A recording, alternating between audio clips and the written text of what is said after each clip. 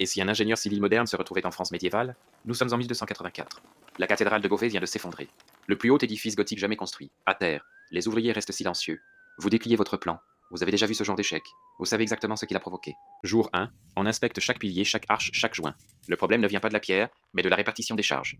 Les constructeurs ont poussé la hauteur sans comprendre où se concentrent les forces. Le poids de la voûte exerce une poussée vers l'extérieur, au sommet. Les murs s'écartent. Ce n'est pas un défaut de construction, c'est un problème de physique. Jour 2. Vous montrez la solution au maître maçon, non pas avec des mots, mais avec un schéma à la craie sur le sol en pierre. Vous représentez la force par une flèche pointant vers l'extérieur. Puis vous dessinez, l'arc boutant, un bras de pierre qui capte la force et la redirige vers le sol. Il fixe le schéma longuement, puis il prend un morceau de craie. Semaine 1. Reprise des travaux. On repense le système d'arc boutant, non plus un seul, mais trois, superposés à différentes hauteurs, chacun supportant une partie spécifique du poids de la voûte. Chaque pierre est placée selon un angle calculé mathématiquement. Le maître maçon suit désormais le plan à la lettre. Il a vu le schéma. Il comprend les forces en jeu. Semaine 2. La première nouvelle arche est terminée. La clé de voûte est en place. Une arche est l'une des rares structures d'ingénierie dont la résistance augmente avec le poids qu'on lui applique. Les Romains le savaient, vous savez pourquoi.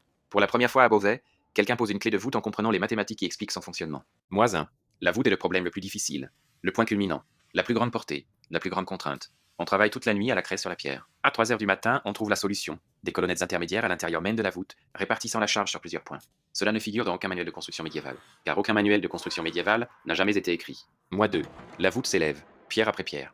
La géométrie que vous avez calculée amène le sol à 3 heures du matin, prend forme à 18 mètres au-dessus de vous. Les ouvriers du Moyen-Âge n'ont jamais rien construit de pareil, mais ils suivent le plan à la lettre, car le plan est précis, et la précision, à toutes les époques, inspire confiance. Troisième mois. Les arcs boutants sont terminés. Chacun est placé selon l'angle mathématiquement précis pour transférer la charge de la voûte au sol. On appuie la main contre la pierre, et on le sent, la force se propage à travers l'arche, à travers l'arc boutant, jusqu'au sol. Le bâtiment ne lutte plus contre la gravité, il travaille avec elle. La cathédrale de Beauvais est achevée. La plus haute voûte gothique jamais construite. Non pas parce que la pierre était plus résistante, non pas parce que les ouvriers étaient meilleurs, parce que pour la première fois, quelqu'un a compris où se répartissent les forces. Ils ont appelé cela l'œuvre de Dieu.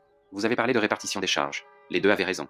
La craie sera emportée par les premières pluies. La pierre, elle, restera debout pendant 800 ans. Voilà la seule différence entre une idée et une cathédrale.